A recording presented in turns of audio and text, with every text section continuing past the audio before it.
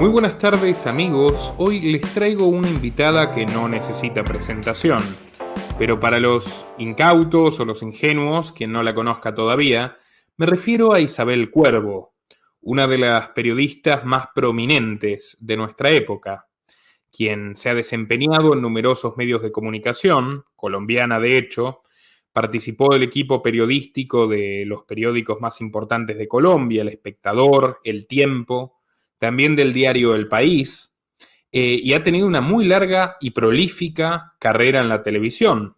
Pasó por NBC Telemundo, Univisión, Mega, las principales cadenas hispanas de Estados Unidos, hasta llegar a consagrar su carrera con un premio Emmy en el año 2015, precisamente por mérito de su investigación periodística con nítida conciencia social.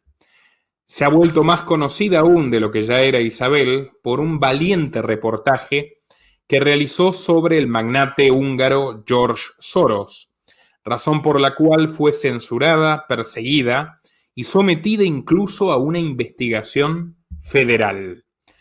Muchos recordarán la primera investigación, la primera entrevista que le hice a Isabel Cuervo, creo que hace un poco más de un año, que de hecho se viralizó, donde Isabel cuenta un poco de esto, y hoy la traigo para comentar el convulso panorama mundial y seguir conversando entre colegas sobre el panorama de la comunicación en tiempos difíciles. Isabel, muchas gracias por aceptar mi invitación. No, Nicolás, para mí es un honor estar aquí contigo en tu canal y sobre todo pues hablando contigo de todo el acontecer político y social, de lo que ocurre a nivel geopolítico. Muchísimas gracias por esas palabras de presentación muy amable. Merecidas, Isabel. Ante todo, quiero preguntarle cómo progresa la situación en los tribunales.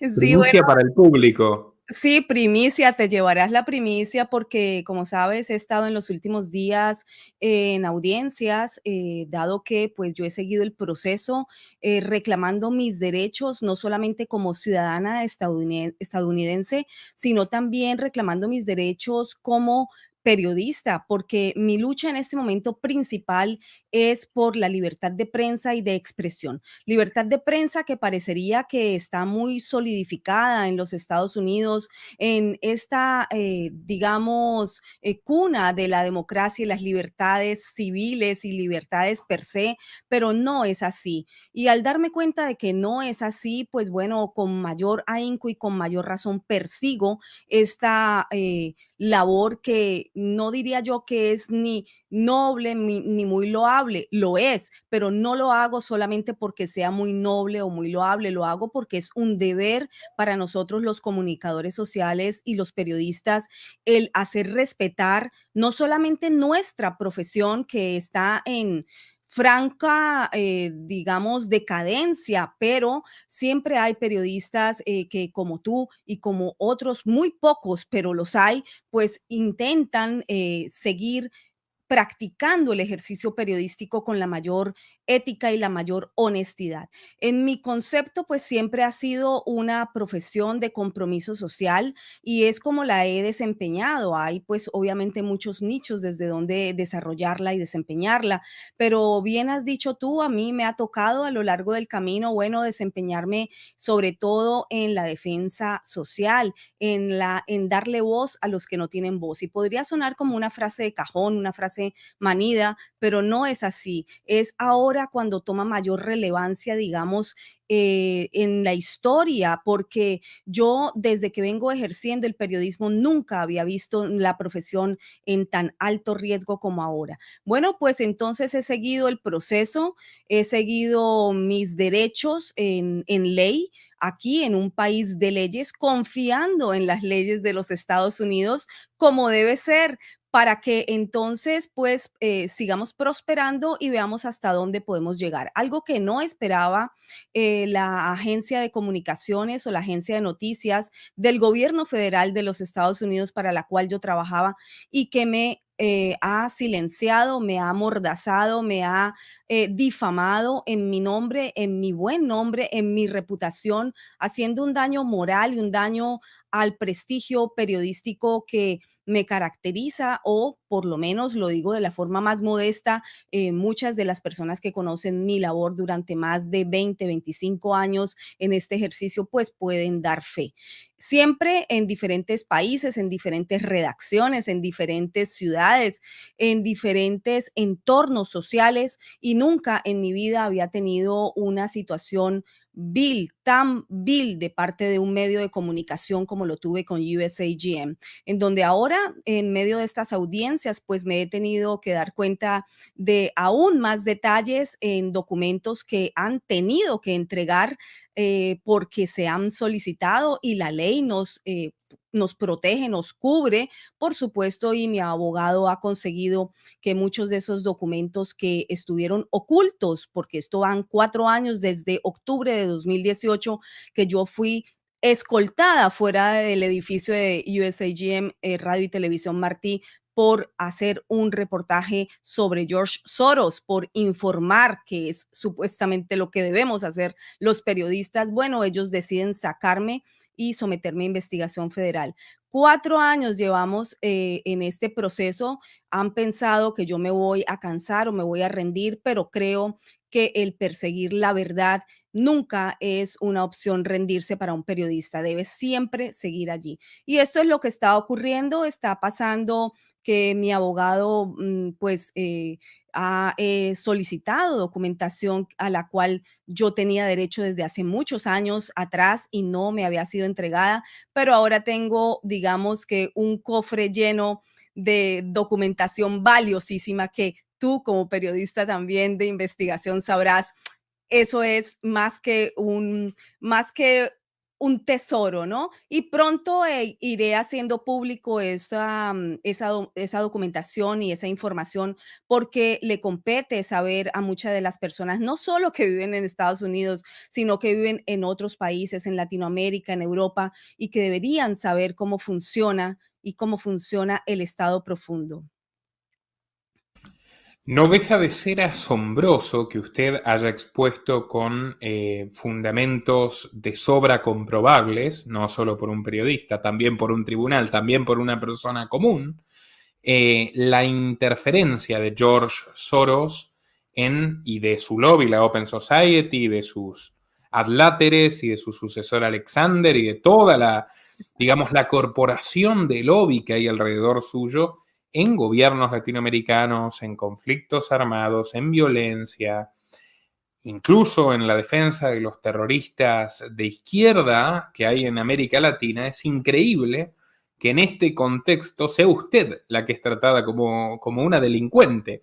O sea, ya quienes tenemos algo de experiencia en el rubro sabemos que lamentablemente la gente como Soros no suele pisar los tribunales, pero llega a ser de un extremo absurdo, distópico, burlesco, que usted, que lo expuso, haya terminado sometida a este proceso. ¿Cuál es la acusación demencial que han lanzado concretamente? ¿Cuáles son los cargos? Para quien no lo sepa, Isabel. Sí, es absolutamente demencial, porque primero comenzaron diciendo que yo había hecho un ataque antisemita, es decir, había hecho un trabajo antisemita, lo cual pues fue para mí facilísimo de comprobar que no era así, porque de un solo plumazo les desmonté la acusación, dado que pues no hay nadie que haga mayor, digamos, acusación a quienes hablan o cuentan lo que no quiera que se sepa de él, que George Soros, y siempre hace la misma acusación. Entonces, para mí fue muy fácil encontrar casos similares de otros periodistas y de otras personas, políticos o no, que habían sufrido también este avasallamiento de parte de este multimillonario, que además vive, y hay que decirlo con todas las letras, él vive del erario público, ¿no? Porque él se pinta esa careta de gran filántropo, pero pues ya obviamente lo he seguido investigando a partir de todo este proceso, y ya puedo comprobar que también recibe dinero de los contribuyentes estadounidenses. Uno de esos asuntos pues fue, como bien tú dices, él no llega a los tribunales sino para demandar. A él no lo demandan, él no pisa a los tribunales para pagar pues por por las faltas que cometa dentro del ejercicio también económico del juego que hace con las economías de diversos países, dejando, pues, no sé si hay que señalarlo o alguien no se alcanza a dar cuenta que obviamente todos esos juegos económicos de los que él vive también con su empresa en un paraíso fiscal en el Caribe, pues deja muchas casas, muchas familias y muchos países en quiebra y todo lo que esto significa, ¿no? Pobreza y miseria y drama total de quiebres absolutos de países. Sí, quebró el Banco de Inglaterra y algunas personas todavía se atreven a decir que esto es una teoría de conspiración cuando es tan elemental confirmar esta información, porque todo está allí, allí está en la información. Pregúntenle a esas familias en Inglaterra que sufrieron ese desfalco y que de verdad vivieron lo que fue el quiebre del Banco de Inglaterra, porque es que esto en la élite archimillonaria global, pues no, ahí no tiene gracia. Ellos se entienden entre ellos y ellos saben cómo surgir nuevamente. Preguntémosle a las personas que gracias a este especulador financiero han perdido todo, han perdido fortunas, han perdido casas, han perdido familias. Son muchas las personas que se han visto avasalladas pues por los juegos demenciales de George Soros. Y Isabel, algo que yo creo que debe destacarse es, a mí también, a cualquier periodista, hoy por hoy lo acusan de antisemita queriendo silenciarlo. Algo que hay que reseñar es que la politóloga Michelle Steinberg, estadounidense de origen judío, de hecho, Sí. sindicó la primera actividad política de George Soros siendo un adolescente, colaborando con su padre en la entrega de clientes, familiares y amigos judíos de la familia en Hungría, a los nazis, al invasor nazi, a través de lo cual obtuvieron su impunidad. Esto usted podría decir, bueno, es la voz de una historiadora o la voz de una autora, mejor dicho. No, esto está confirmado por Soros en esa memorable entrevista que brinda en los 90 en la televisión norteamericana, donde el entrevistador le pregunta, pero ¿es verdad que usted colaboró entregando judíos a los nazis? Y él dice, bueno, sí, y además, con una sonrisa cínica, si yo no lo hubiera hecho, otro lo habría Otro hecho. lo habría hecho, Es claro. impresionante. O sea, ese sujeto no puede acusar a nadie de antisemita. Claro que no, no tiene autoridad moral para hacerlo y sobre todo para mí eso es lo que yo llamo una moral flexible y asimismo lo escribí y asimismo lo leí y asimismo lo presenté en ese reportaje censurado, borrado, anulado y por el cual me someten a esta investigación federal, pero que todavía obviamente lo pueden encontrar en mi canal de YouTube, en donde pues obviamente está para que todas las personas puedan ver la información y puedan constatar lo que se dijo y lo que no se dijo, porque aquí no se inventa nada. Aquí todo está confirmado, todo está certificado con documentación y obviamente documentación que tengo en buen resguardo en diferentes lugares y en diferentes cajas de seguridad y lo digo aquí en tu entrevista y lo digo en cualquier entrevista que me hagan para que lo sepan los que siguen mis entrevistas o los que siguen mis declaraciones en medios para que no tengan duda. Yo tengo y seguiré teniendo toda la evidencia y por eso es que no han podido comprobarme ni una sola línea falsa en la información, porque no existe, es real. No soy una persona fabuladora, soy una periodista de profesión que lleva ejerciendo este oficio en beneficio de la sociedad, que es a quien nos debemos durante más de 2 décadas. Allí están los documentos, ahí está todo. Todo es comprobable. Lo que pasa es que nadie antes había hablado con detalle de los pasos de Soros por Latinoamérica, sobre todo sus liaisons, sus filiaciones con organizaciones no gubernamentales y por supuesto que, como siempre dicen, sin ánimo de lucro, pero que resultan siendo tan lucrativas para Soros, para aliarse con personas que están incluso entre las directivas de esas organizaciones no gubernamentales y organizaciones que fingen ser medios de comunicación, y lo digo con toda la certeza porque no lo son, son órganos de propaganda, pues de organizaciones narcocriminales como las FARC. FARC, que hay que decirlo, en este momento tiene casi a un pelo de ser electo a Gustavo Petro, es su candidato. Ahí está, lo dije desde las elecciones pasadas, lo advertí, dije la falsa bandera de la paz, no puede ser la gente tan inocente, no podemos tener pensamiento tan pueril cuando vemos que se está justificando lo injustificable a quienes cometen crímenes de lesa humanidad, y entonces se les perdona todo porque esto se hace por el bien de la paz. No, esto no se hace por el bien de la paz. Sabía como periodista de investigación que esto tendría un trasfondo económico, porque tú lo sabes muy bien, cualquier periodista serio como tú sabe que uno lo primero que hace es seguir las líneas de dinero para saber la realidad detrás de una historia. Siempre las líneas del dinero. Y bueno, ahí están.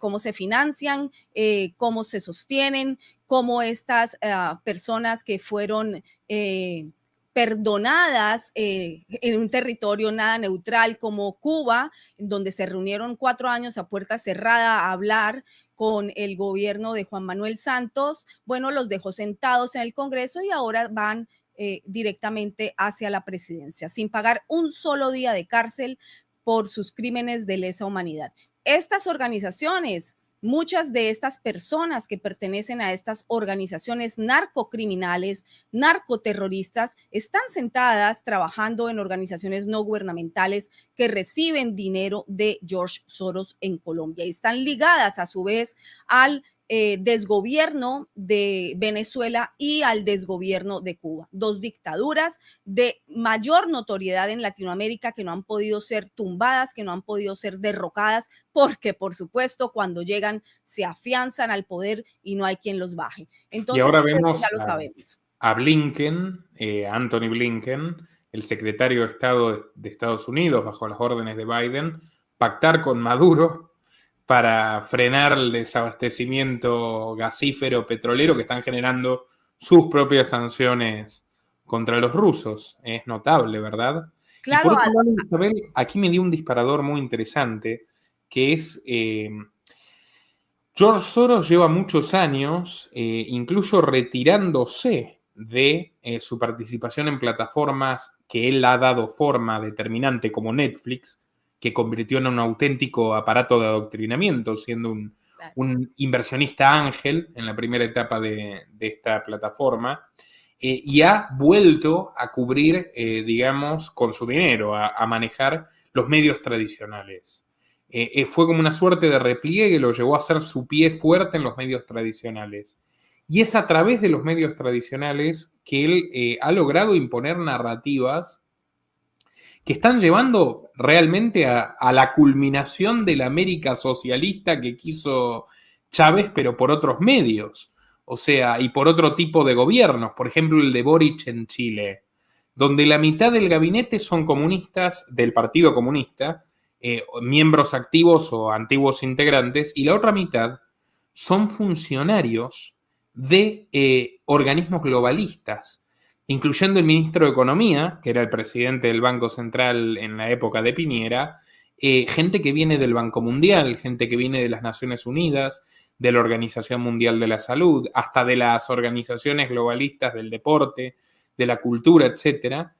En Perú vemos algo bastante similar, con un candidato que debería escandalizar, un presidente que debería haber escandalizado a los progres, que es Castillo, que está en contra de los derechos de los homosexuales, que está en contra de los derechos de los migrantes, y que sin embargo es apoyado por Verónica Mendoza y toda la progresía peruana, y que hoy gobierna contra un pueblo que está en la calle, en una situación límite, queriendo sacarlo porque les está exprimiendo hasta la última gota de sangre. Y Petro que llega a Colombia, Fernández ya está en Argentina, López Obrador ya está en México, y fíjese cuáles son los potenciales sucesores de López Obrador.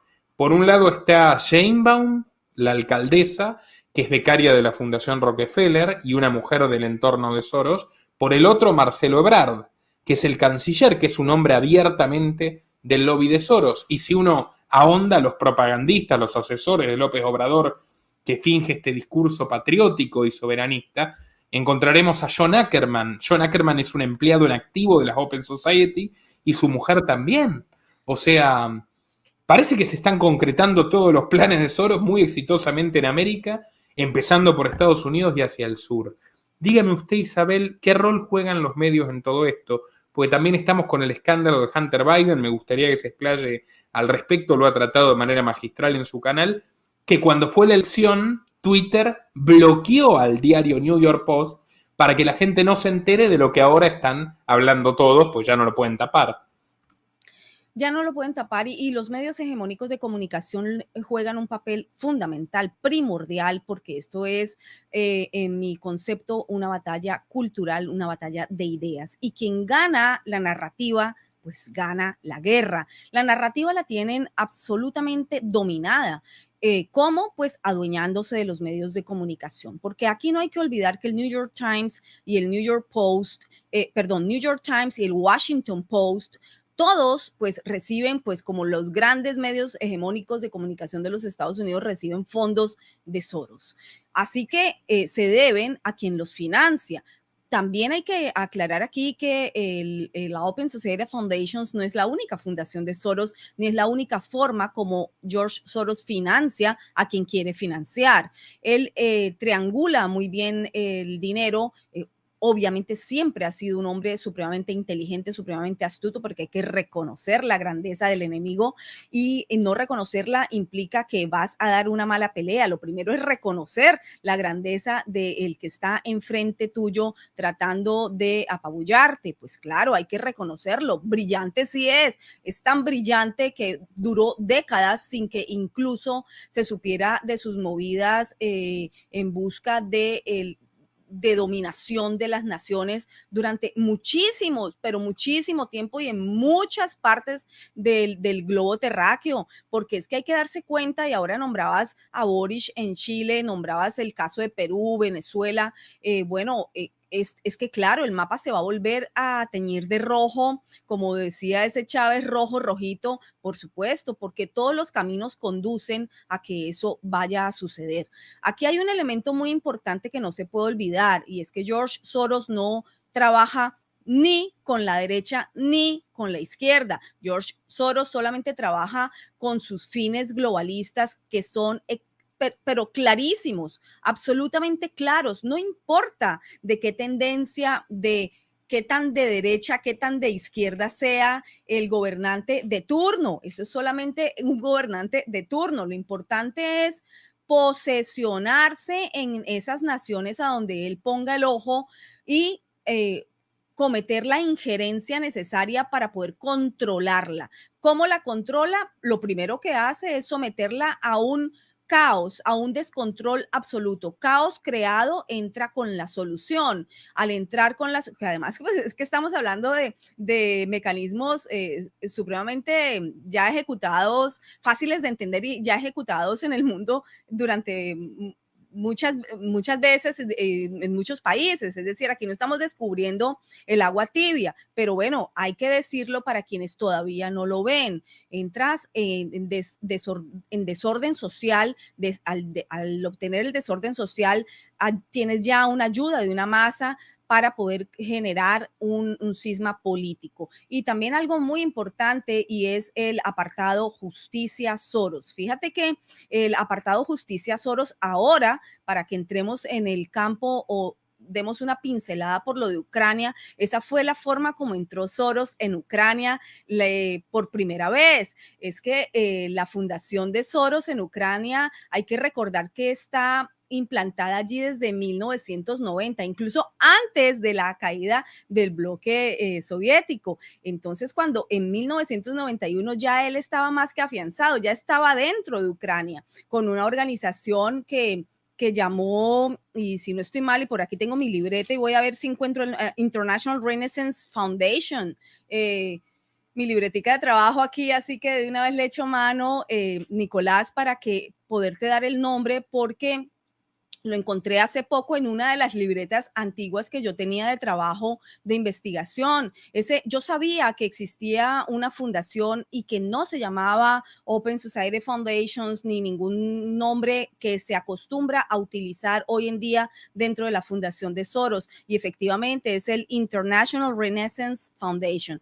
Esa es la organización con la que funda Soros allí en Ucrania en 1990. En 91 ya estaba súper afianzado y fíjate que en el 94 entregó como 12 millones de dólares solamente para justamente hacer cambios dentro de la democratización y sistema judicial en Ucrania. Pues ahora en 2020, y hay que anotar este punto porque es súper importante, en enero yo vi que desde la Open Society Foundation sacaron, enero de este año, 2022, sacaron un comunicado diciendo que estaban afianzando sus esfuerzos en la ayuda de la democracia y la lucha por el perfeccionamiento de la democracia en Ucrania. Y lo separé simplemente por olfato periodístico, tal vez. En ese momento no sabíamos que esto iba a suceder en cuanto al enfrentamiento bélico Rusia-Ucrania. Lo separé y dije, interesante, lo tendré en observación. Y no tuve ni siquiera que observarlo yo. La realidad geopolítica se nos impuso y viene este enfrentamiento Rusia-Ucrania con todos los pormenores, pues que ya el mundo conoce. Y lo que sí me fui a buscar es cuánto dinero entonces dio esta fundación de Soros en Ucrania. Bueno, ha dado casi 8 millones de dólares justamente para el trabajo de la organización del sistema judicial. ¿Por qué es importante? Bueno, miremos el reflejo en los Estados Unidos. ¿Qué es lo que está pasando aquí? Sabemos que aquí muchos de los fiscales estatales reciben dineros de George Soros. ¿Esto es legal? Sí, pero a mí me genera muchísima inquietud, muchísimo escozor, muchísimo miedo el que dineros de filántropos que no son filántropos, sino injerencistas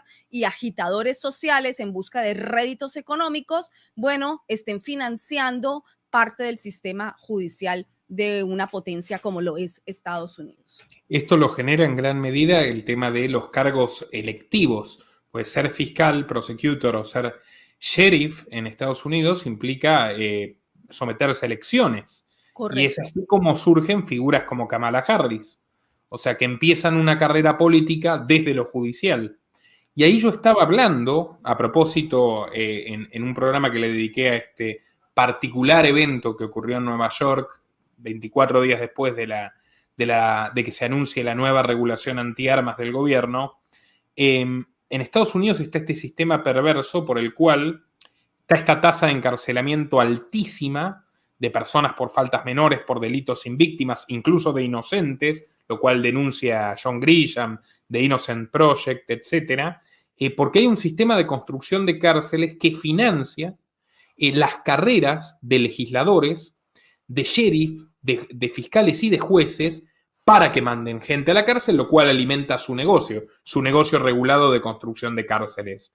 De esto se beneficiaron tanto Biden, que es el autor de la ley penal durísima de los años 90, que le sirvió a Clinton para impulsar su reelección, buscando votos de derecha, y le sirvió muchísimo a Harris.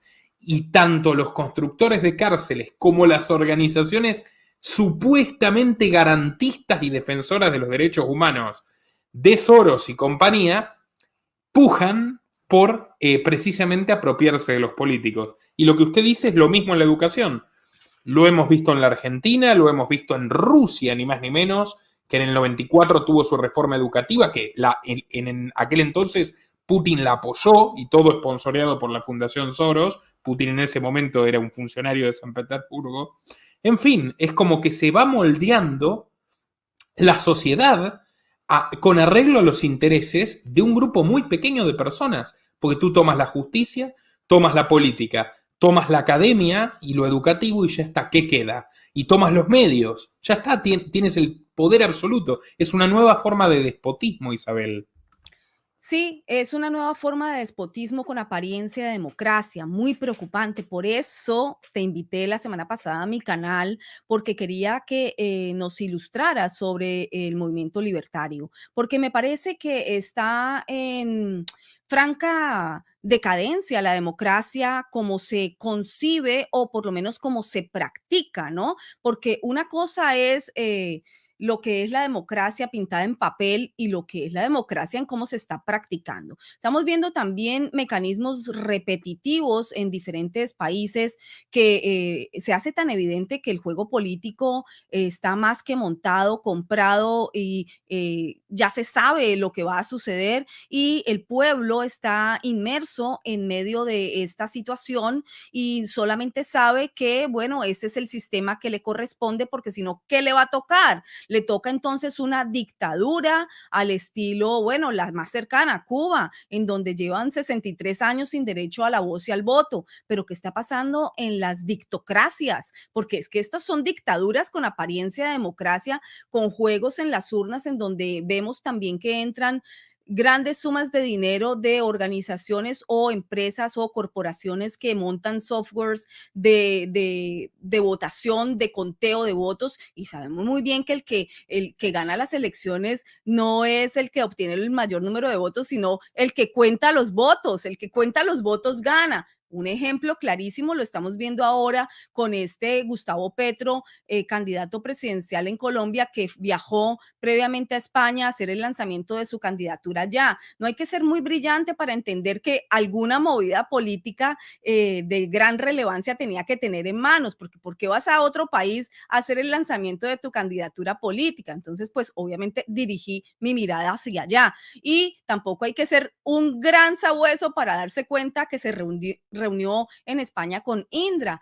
¿Indra quién es? Bueno, Indra es la empresa que tiene un software que de hecho tiene una vinculación con la empresa que corrió el software aquí en los Estados Unidos de las últimas elecciones, que todavía se están haciendo auditorías y todavía siguen saliendo irregularidades y muchas personas o gran parte de la población en los Estados Unidos apenas se está dando cuenta que esas denuncias que se realizaron por parte de muy pocos periodistas, lo hice en su momento durante las elecciones, pues de irregularidades, pues son verdad porque los hechos están allí, pero ¿qué pasa? Va corriendo el tiempo y ya aquí tenemos un ocupante de la Casa Blanca en absoluto deterioro, igual que este país. Bueno, eso mismo está ocurriendo ahora en Colombia y ha ocurrido en muchos otros países, en Venezuela también lo denuncié. De hecho, dentro del reportaje Soros, el censurado, una de esas denuncias era eso, cómo esta dictadura llegó al poder y se quedó gracias a la apariencia de la democracia. Entonces, juegan a las elecciones, ganan, se afianzan, se afincan en el poder, no abandonan el poder y el pueblo jura que está dentro de una democracia.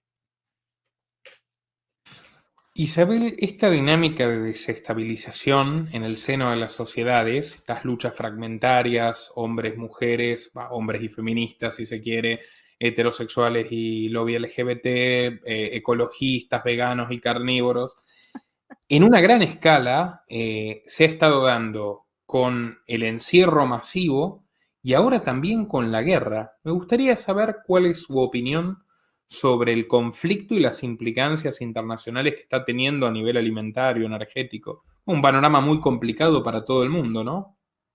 Sí, bueno, hace parte de la misma agenda, según lo veo yo y según lo que arrojan mis investigaciones, lo que yo puedo deducir es que esto hace parte de la misma agenda, pues LGTB, tú lo has dicho y yo me sonrío porque es que me parece tan indignante todo lo que está teniendo que vivir la población mundial en estos momentos. Yo creo que desde 2020, pues con ese estrellón contra la realidad, mucha gente como que abrió los ojos y dijo, sí puede ser verdad que hay de repente unos intereses superiores sobre la población, ¿no? ¿Será verdad? ¿Será que no todo es teoría de la conspiración? Y por eso tal vez comenzaron a cuestionarse lo que debía haberse cuestionado pues mucho tiempo atrás. Pero sí, efectivamente, en los últimos días, por ejemplo, estoy realizando a fondo investigación sobre la agenda LGTB y me he encontrado con tantos elementos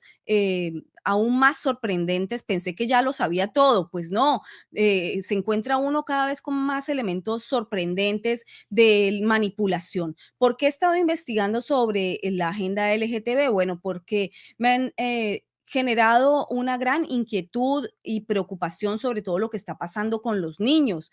Están siendo llevados, arreados, como si fueran ganado, a un adoctrinamiento miedoso.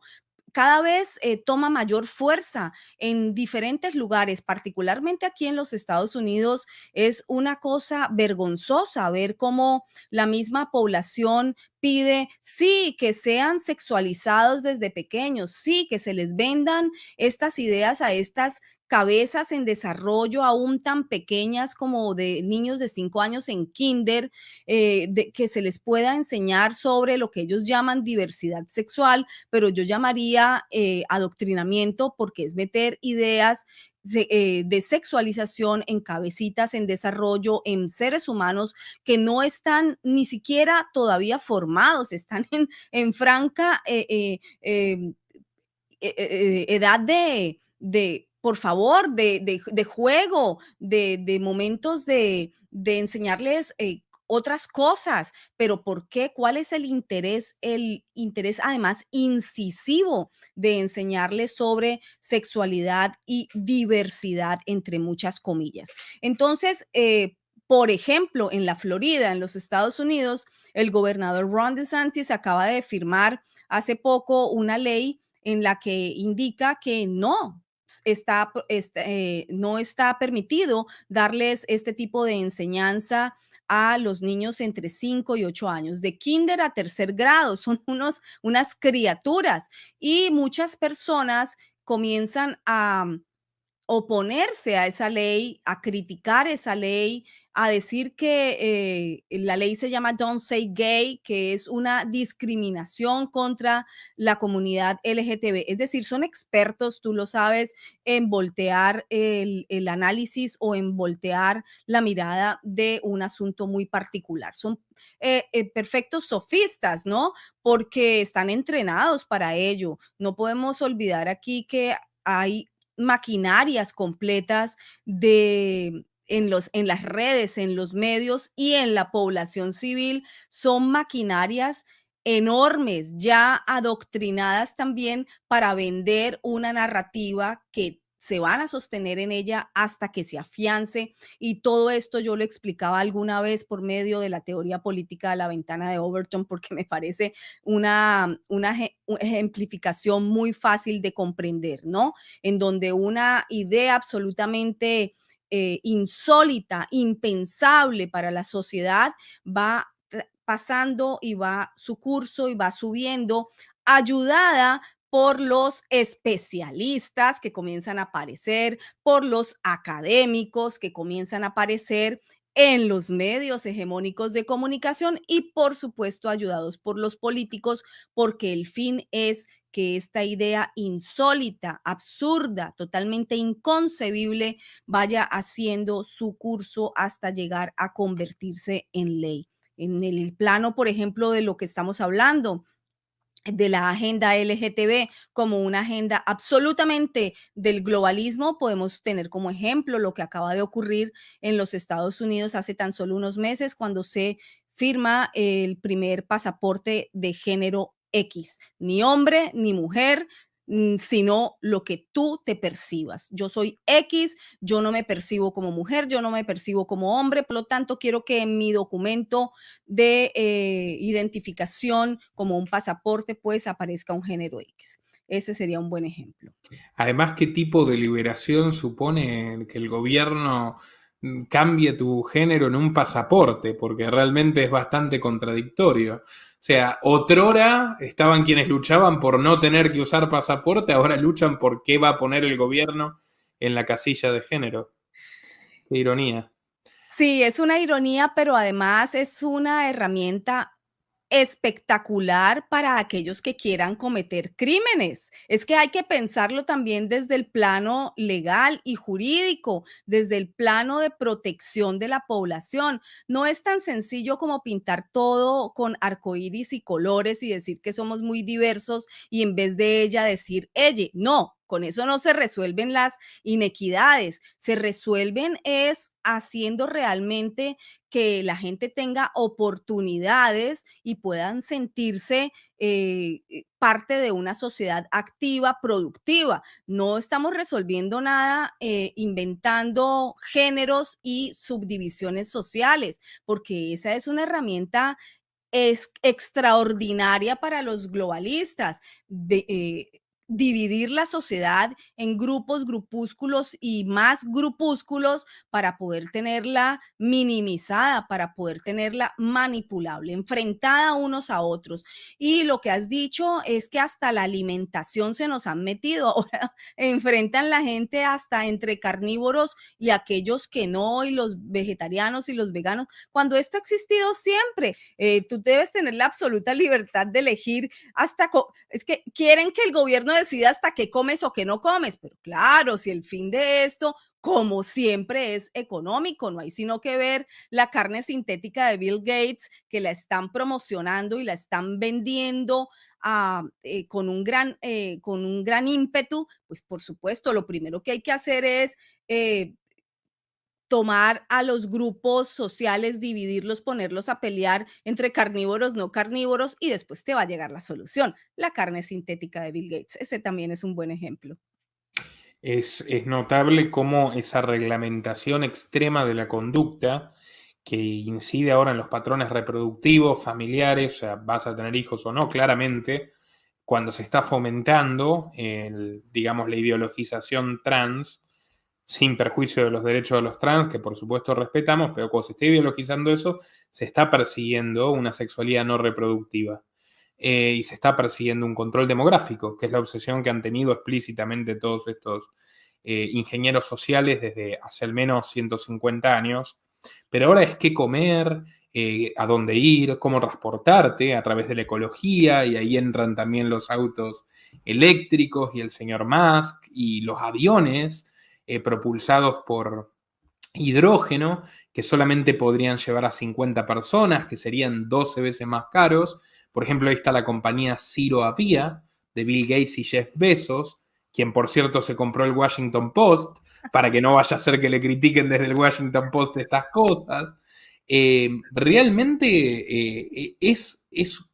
¿considera usted, Isabel, que tanto ha estudiado el tema de las dictaduras socialistas en América Latina, ¿no considera que esto es una refundación del comunismo por otros medios? ¿Comunismo tecnocrático? Pero claro, claro, hace parte de lo que ya nombramos, que son las dictocracias, las dictaduras con apariencia de democracia, pero con ese gran elemento que tú acabas de introducir, que es clave, es vital, y es la dictadura tecnocrática. Somos víctimas del Big Tech. Eso ya no es un misterio para nadie. Cuando comenzamos a hablar de esto hace años atrás, yo creo que mucha gente como que no nos seguía o no nos entendía, pero ahora yo pienso que ya mucha más gente entiende exactamente lo que es ser víctima del Big Tech. Y ahora entra en juego la compra de Elon Musk de Twitter, si es que eso sucede o no, como un gran elemento muy interesante que va a darnos una movilidad a ver hacia dónde vamos a mirar en torno a qué va a ocurrir aquí, porque aquí hay dos panoramas. Uno, o es un juego y es un bluff por parte de Elon Musk, o tal vez viene como el gran salvador de la libertad de expresión. ¿Tú qué crees, Nicolás? Y a mí me cuesta ver a Musk como alguien diferente a todos los demás, porque más allá de que creo que es un hábil manipulador de masas, cosa que no es Bill Gates en definitiva, Bill Gates es un sincericida, y tampoco Soros, que por eso tiene a todos los delegados que tiene, yo creo que Musk es parte de este grupo de intereses. ¿Tu compañía es- Absolutamente coincidimos, claro, porque es que eh, todos ahora están aplaudiendo la noticia, ¿no? Pero hay que leer hacia más adelante. La mirada tiene que ser como dice, como se diría en inglés, el big picture, ¿no? No se puede uno centrar porque además son también cortinitas de humo que se van tirando en momentos claves para que la gente mire este pequeño entorno y bueno, aplaudas, diga sí, qué emoción, qué gran defensor de la libertad de expresión. Yo coincidiría en la visión que tú tienes, porque no se puede olvidar de Elon Musk, pues entonces el historial, cómo llegó a donde llegó y qué otras filiaciones también y qué otros pensamientos ya sabemos de Elon Musk, ¿no? Claro, claro. Y por otro lado, que tiene un imperio corporativo montado en subsidios y que también necesita empujar a la gente por la fuerza y contra su voluntad a que abandone los autos normales para comprar los suyos. Y bueno, es la tendencia imperante de la época en la que vivimos, lamentablemente. Y dígame, Isabel, qué perspectiva tiene usted para el mundo en estos próximos meses? No digo años ya porque estamos viendo que todo es completamente imprevisible, realmente puede pasar cualquier cosa, pero en estos próximos meses, ¿cómo cree que van a avanzar los acontecimientos? ¿Y dónde pone el foco de sus inquietudes? El foco de mis inquietudes en este momento estaría al interior de Estados Unidos, porque me parece que aquí dentro de Estados Unidos es donde se están moviendo los naipes. Es muy grave lo que está sentado en la oficina oval con absoluta una mente absolutamente perdida. Eso es parte de lo que vemos, pero lo que no vemos, lo que no es realmente visible para el país es lo que más me interesa, porque el que ese personaje que estamos viendo como Joe Biden sentado en esa oficina oval que supuestamente está en control de este país es irrisorio, pero porque es irrisorio, pero es lo que dejan ver al resto del mundo. ¿Qué es lo que no vemos? Eso es lo que más me interesa a mí y sobre eso es lo que yo estoy en búsqueda, ¿no? Con mis fuentes al interior del gobierno, del Departamento de Estado, en diferentes organizaciones, para poder tejerme un mapa más cercano y más real de lo que está ocurriendo al interior de Estados Unidos. Al interior de Estados Unidos hay un caos absoluto de desgobierno, pero también hay quienes están juntando sus fichas para poder de alguna forma ascender y aprovechar este impasse, digamos, creado o no, aún no lo sé si ha sido un impasse creado o no de desgobierno en Estados Unidos. Eso es lo que más me preocupa. Y en el panorama internacional tienen a todo el mundo mirando hacia Rusia, Ucrania. Obviamente es importante. Nosotros ya estamos en mi concepto, en el mundo metidos en una tercera guerra mundial. Las guerras ya no se libran con balas ni con cañones. Las guerras están metidas en cada uno de los países y han entrado por medio de los gigantes tecnológicos. Nos tienen enfrentados, nos tienen asustados, nos tienen dominados por medio del terror. Lo probaron muy bien en 2020, se dieron cuenta cuánta población está lista para obedecer sin siquiera preguntar y sobre todo aniquilando al otro, aniquilando al vecino, a aquel que sí se atrevió o se atreve a preguntar, desacreditando, dividiendo familias, lo que sea. Ya saben cuánta gente está dispuesta a obedecer a ojo cerrado. Ya saben cuánta gente está dispuesta a encerrarse, a dejarse encerrar, a no transitar, a negarles el derecho al trabajo y lo obedecen, a negarles el derecho a respirar y lo obedecen, a negarles el derecho a escoger por sí mismos qué inocularse o no, cómo manejar la salud personal y a obedecer. Saben ya cómo funciona. Yo creo que han hecho un rastreo a nivel mundial bastante efectivo y por parte de los que informamos o nos dedicamos a esta labor en riesgo y más peligrosa que nunca porque yo creo que desde, te lo decía hace poco que hablamos, desde el oscurantismo en que estamos viviendo, nunca ha sido tan riesgoso el atreverse a informar y a opinar, sobre todo en tiempos en que la opinión es absolutamente silenciada y ayudada por los gigantes tecnológicos. Los gigantes tecnológicos están librando esta tercera guerra mundial. Y además de su caso testigo, con toda esta persecución, esta auténtica persecución, ¿me escucha bien, Isabel? Sí. Que está viviendo, tenemos a Julian Assange. O sea, 175 años de cárcel le quieren dar por mostrar crímenes de guerra, y a los criminales de guerra medallas de la libertad, que es lo que le han dado a Bush, que se la colgó en su propio cuello Joe Biden, que cuando era el presidente del Comité de Relaciones Exteriores del Senado consiguió el apoyo demócrata para la guerra de Irak. Y a Obama y a Clinton. Hace poco se fue Madeleine Albright, la que contestó que, bueno, si tenían que morir 2 millones de niños, que mueran. Bueno, era muy duro, pero había que tomar esa decisión. ¿Nos gobiernan psicópatas, Isabel?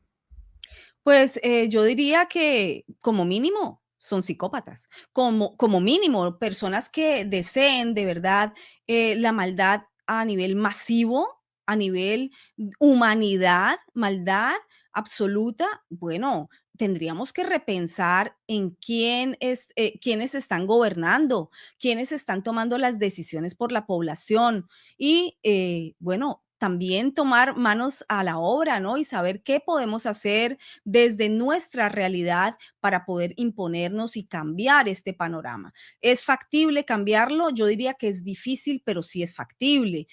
No soy una persona que aconsejaría, porque no soy derrotista, que aconsejaría bajar los brazos y simplemente pues entregarse a ver qué quieren hacer con nosotros. Me parece que sí hay mucho que hacer desde la población, desde cada lugar en donde estemos, el maestro, enseñar lo que debe enseñar, sobreponerse al adoctrinamiento, decir, no, esto no es correcto, la madre, el padre, el carpintero, el profesor, el empresario, hacer defender su mercado libre, el derecho al trabajo, el arquitecto, todo el mundo desde cualquier lugar que ocupe en la sociedad tiene algo que hacer y algo que proponer. Yo creo que son tiempos de acción más que de silencio cómplice o de silencio aceptante de lo que decidan hacer contigo. Son tiempos de cuestionar muchísimo a los gobernantes porque primero, no sabemos ni cómo llegan allí, ya hablamos de cómo se manipulan las elecciones en estas dictocracias,